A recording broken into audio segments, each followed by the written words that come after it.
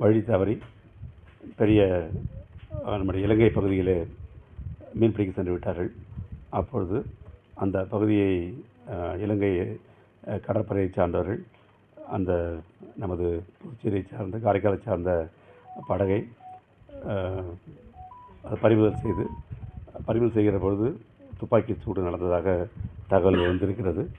அதில் இருவருக்கு காயம் ஏற்பட்டதாக தகவல் வந்திருக்கிறது. செந்தமிழன் என்பவருக்கு கொஞ்சம் அதிகமாக காயம்பட்டிருக்கிறது.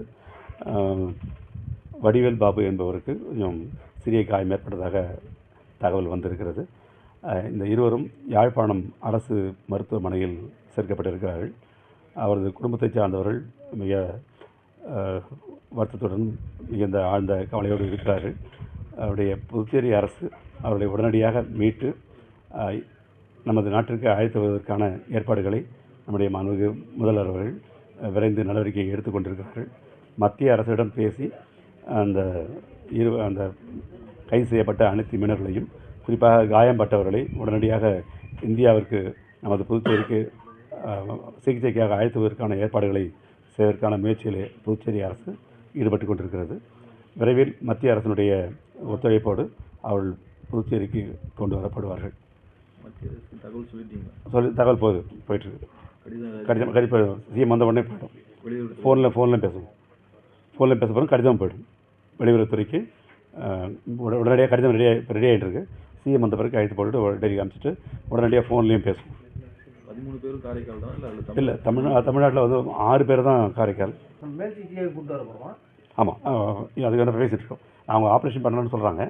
அதை விட பெட்டர் நம்மளை பண்ணுறது அவங்க பண்ணுறது டாக்டர்கிட்ட பேசிகிட்டு இருக்காங்க. நமக்கு இது சம்மந்தமாக பேசக்கூடிய ஒருத்தர் வந்து அங்கே இப்போ யாழ்ப்பாணம் ஹாஸ்பிட்டலில் இருக்கார். டாக்டர்கிட்ட பேசிகிட்டு இருக்காரு. இல்லை நீங்கள் வந்து இந்தியாவில் கொண்டு போய் பண்ணிங்கன்னு சொன்னானாக்கா அதுக்கேற்ற மாதிரி பர்மிஷனை வாங்கிட்டு கொண்டு வரணும்.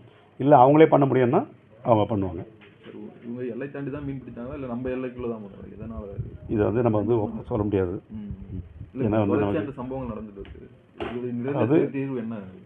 தீர்வுன்றது வந்து நம்ம மக்கள் வந்து எல்லை தாண்டி போகாமல் ஜாக்கிரதையாக பார்த்துக்கணும். ஆனால் அந்த நீரோட்டத்தில் அப்படி பார்க்கறதுக்கான கஷ்டம், ரொம்ப கஷ்டம். இந்த எல்லையில் வந்து நமக்கு வந்து கரெக்டாக எல்லை எங்கே முடியுது யாருக்கும் தெரியாது. அதனால் பார்க்குறது பழக்கத்தில் தான் தெரியும். போகிற போது வந்து அப்படியே வந்து ஆட்டோமேட்டிக்காக வந்து அங்கே போவாங்க. அது வந்து ஒரு 2 நாட்டுக்கு இடையில் வந்து ஒரு முழுமையான வந்து ஒரு ஒத்துழைப்பும் அண்டர்ஸ்டாண்டிங்கும் புரிதலும் இருக்கணும்.